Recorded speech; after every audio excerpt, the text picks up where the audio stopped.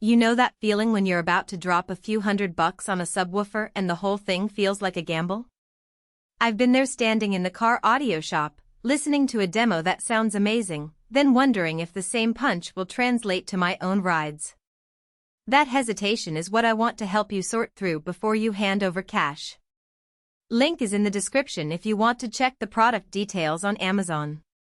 In the next few minutes I'm going to walk through why the Gladen 010 Pro could be the sweet spot for a lot of drivers, and why it might feel like overkill for others.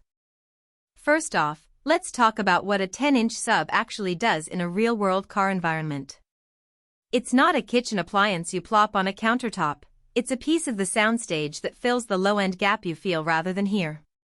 The 010 Pro pushes 400 to 600 watts into a 4-ohm load, which is a decent power envelope for a sub of this size.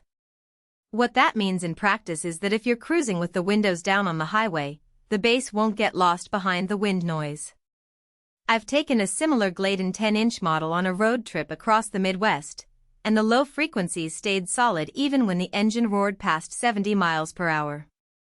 That's the kind of daily usability the 010 Pro aims for, consistent thump whether you're in city traffic or on a long stretch of open road.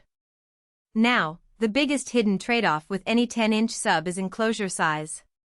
The 010 Pro isn't a plug-and-play box you can just toss in a tiny trunk compartment. It needs a properly sized sealed or ported box, typically around 2 to 2.5 cubic feet, for this power level to let the cone breathe. If you try to squeeze it into a cramped space, you'll notice the bass becoming mushy or the amp working harder than it should, which can lead to heat buildup. That's why I always recommend measuring the available volume in your vehicle first. For a mid-size sedan with a decent cargo area, you can usually find a spot under a seat or in the trunk where a custom box will fit without sacrificing passenger space.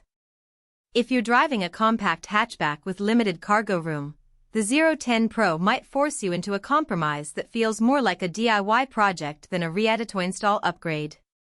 Speaking of DIY, the wiring side of things is where many buyers run into snags. The sub is a 4-ohm load, meaning you'll need an amp that can handle that impedance at the power levels you're planning to push. Most modern car amps have a 4-ohm setting, but you'll want to double-check the amp's RMS rating at 4 ohms to avoid underdriving the sub. In my own setup I paired the 010 Pro with a 500-watt RMS amp that could stay stable at 4 ohms, and the result was a clean, tight bass that didn't bleed into the mid-range. If you're using a lower power amp, you might not be able to tap into the full 600-watt potential, and the sub could feel underwhelming compared to its advertised capability. Who should consider buying the 010 Pro? If you're a car audio enthusiast who already has a solid mid-range and high-frequency system and you're looking to add that extra layer of depth to your music, especially genres like hip-hop, EDM, or modern rock, this sub gives you the power to feel the beat without needing a massive 12-inch box. It's also a good fit for someone who enjoys movie nights in the car. The low-frequency effects in action movies become noticeably more immersive when the sub can reproduce the rumble of explosions accurately.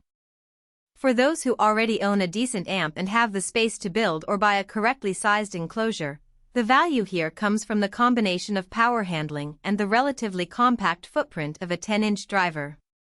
On the flip side, if you're a casual listener who primarily streams pop playlists or uses the car's factory speakers for most trips, you might not notice the difference a high-power sub makes. In that scenario, the extra expense of the sub, the amp, and the enclosure could feel like overkill. Similarly, if you live in a small city car and you're constantly dealing with limited cargo space, the effort to make a proper box could outweigh the audible benefits. In those cases, a smaller, factory-integrated subsystem or a budget 8-inch option might serve you better. Let's drill into the practical strengths.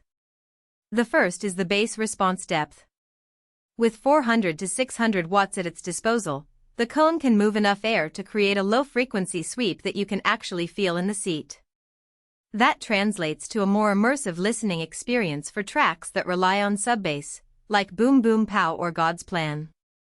The second strength is the flexibility of the 4-ohm rating.